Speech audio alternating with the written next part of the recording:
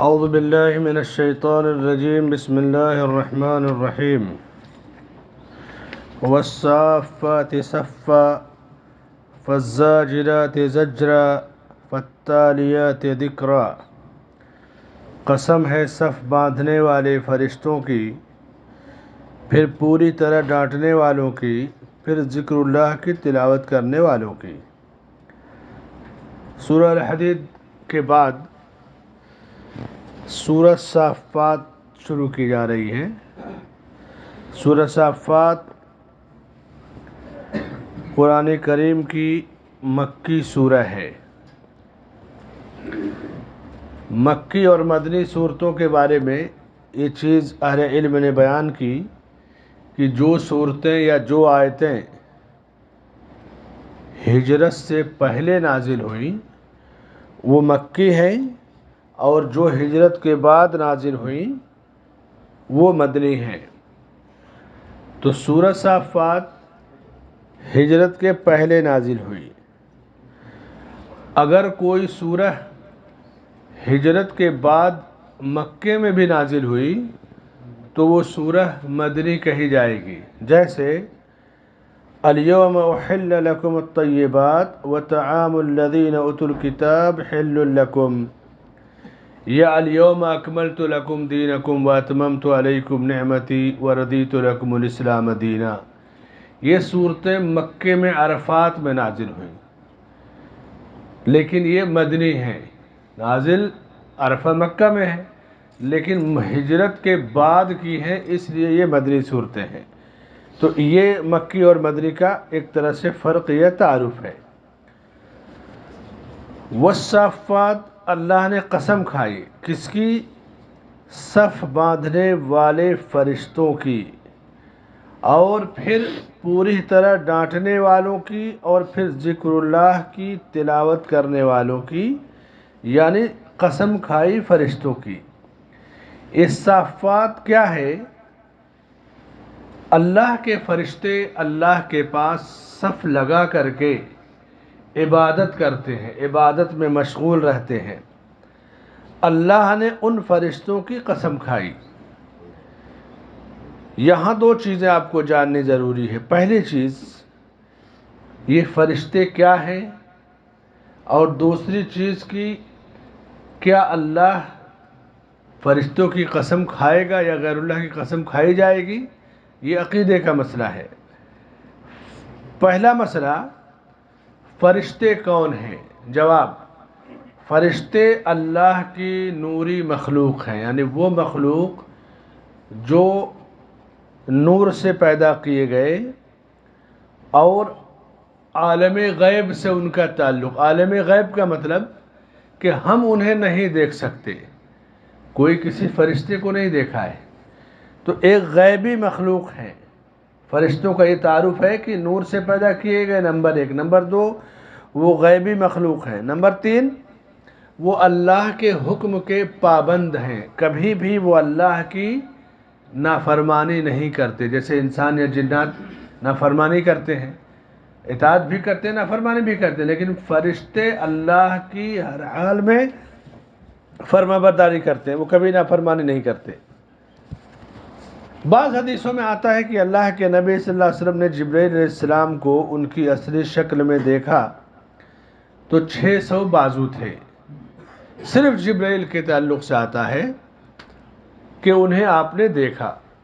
اس کا جواب یہ ہے کہ ایسا دیکھنا شاذ و نادر ہے، کبھی کسی فرشتے کو دیکھا ہو، ورنہ عمومی طور سے ملائکہ اتنے زیادہ ہیں کہ آسمان میں کوئی جگہ ایسی نہیں ہے جہاں وہ سجدہ نہ کرتے ہوں۔ بیت معمور آسمان میں، جیسے زمین میں کعبۃ اللہ ہے، پوری دنیا کا قبلہ اور مرکز، اسی طرح بیت معمور ہے۔ بعض علماء نے کہا کعبہ کے اوپر ٹھیک ہے بیت معمور، جس میں ایک فرشتہ عبادت کے لیے جب داخل ہو جاتا ہے تو پھر دوبارہ اس کی باری ہی نہیں آتی، یعنی قیامت تک اس کی باری نہیں آئے گی۔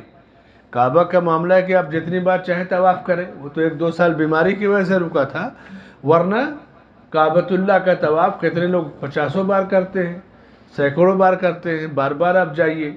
مان لیجئے کہ حج میں تھوڑا سا دقت ہو جاتی ہے سسٹم وغیرہ کچھ فالو کرنے میں، لیکن عمرے کا دروازہ کھلا ہوا ہے۔ اب سوچئے کہ جتنی آبادی دنیا میں ہے کعبہ کے طواف کرنے والوں کی، فرشتوں کی آبادی کتنی بڑی ہے کہ ایک بار اس میں بیت معمور میں گئے دوبارہ ان کا نمبر نہیں آتا۔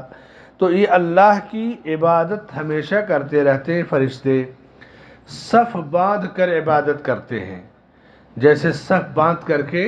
اسی لیے اللہ کے رسول صلی اللہ علیہ وسلم نے ایک مرتبہ صحابہ کرام سے کہا کہ تم اس طرح صف کیوں نہیں باندھتے جس طرح اللہ کے فرشتے اس کے رب کے پاس باندھتے ہیں، یعنی مل کر کھڑے ہوتے ہیں۔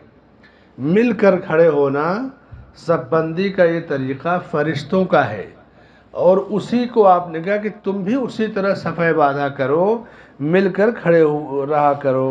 تو کہا والصافات صفا، قسم ہے صف باندھنے والوں کی، وہ فرشتے جو صف باندھ کر رب کے پاس کھڑے ہوتے ہیں ان کی قسم کھائی۔ دوسری چیز فالزاجرات زجرا، ڈانٹ پھٹکار، پوری طرح ڈانٹ پھٹکار کرنے والوں کی قسم کھائی۔ یہ ڈانٹ پھٹکار کس کو کرتے ہیں؟ وہ فرشتے اللہ کے حکم سے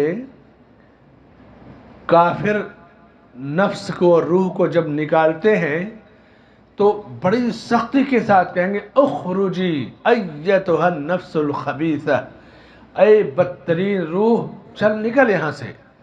ان کو ڈانٹتے ہیں فرشتے موت کے وقت۔ اور اسی طرح سے جب عذاب وغیرہ آتا ہے کسی قوم پہ تو وہاں بھی فرشتہ سختی کے ساتھ کام لیتا ہے۔ تو وہ ڈانٹ پھٹکار کرنے والے فرشتے جن کو اللہ نے اسی کام کے لیے مامور کر رکھا ہے۔ فالتالیات ذکرا، اور اللہ کے ذکر کی تلاوت کرنے والے۔ تالیات ذکرہ میں اہل علم نے لکھا کہ اس سے مراد اللہ کا کلام قرآن کریم ہے۔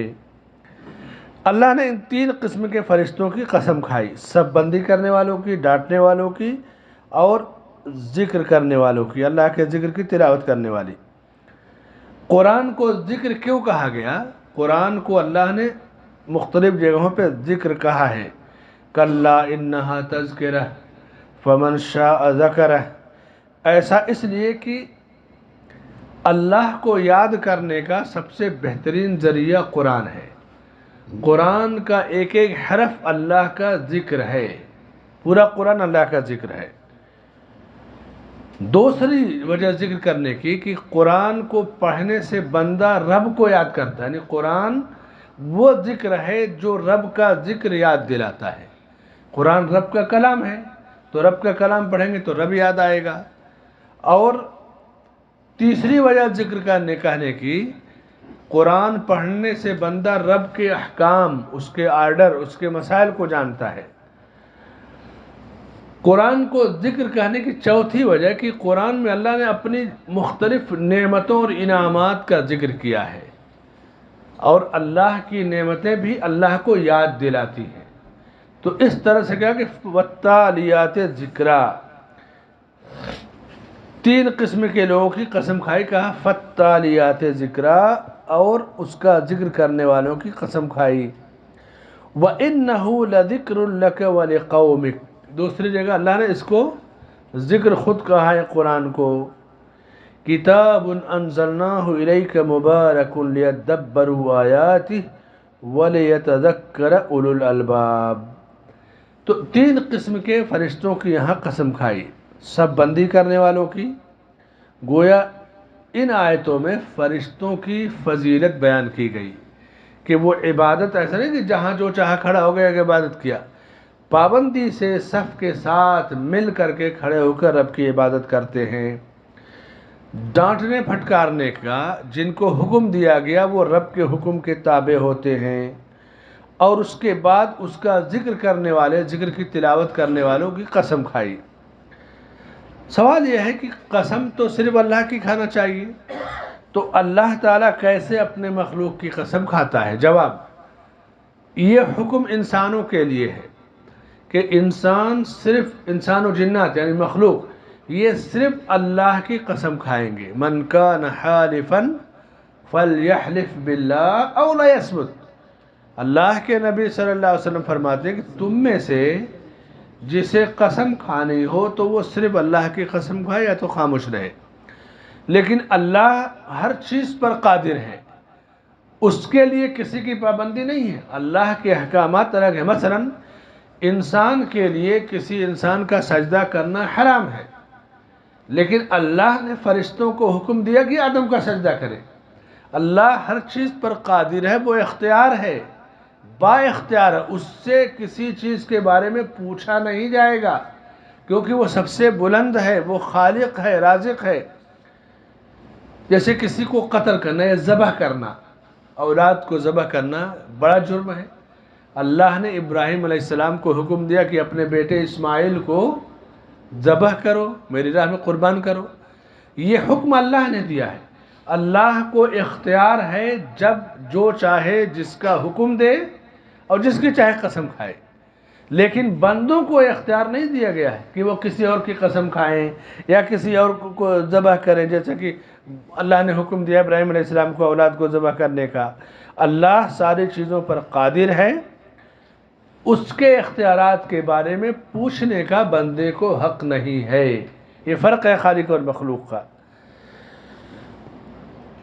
فرشتوں کی یہ خوبی جو بتائی گئی، صف بندی، اس صف بندی کو جب بیان کیا نبی صلی اللہ علیہ وسلم نے، تو نماز کی صفیں جب لگتی تھی تو اگر کوئی دور دور کھڑا ہوتا تو کہتے کہ تم فرشتوں کی طرح صفیں کیوں نہیں لگاتے.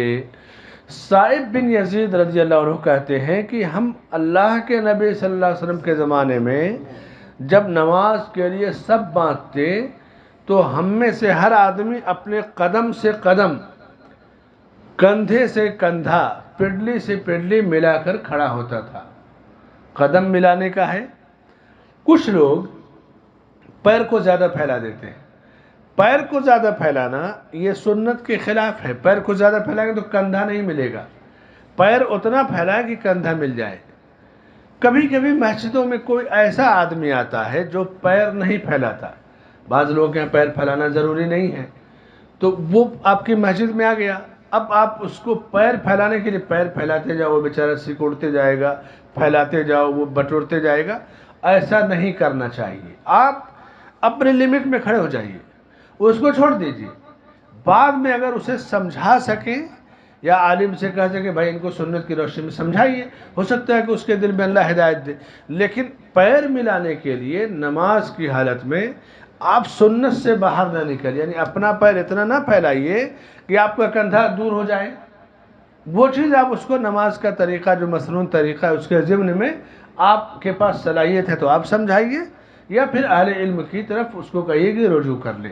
لیکن اسے فتنے یا ہنگامے کا سبب نہیں بنانا چاہیے.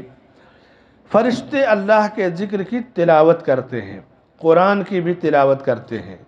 فالتالیات ذکرا، یعنی جس طرح انسان قرآن پڑھتا ہے اسی طرح فرشتے بھی اس قرآن کو پڑھتے اور تلاوت کرتے ہیں.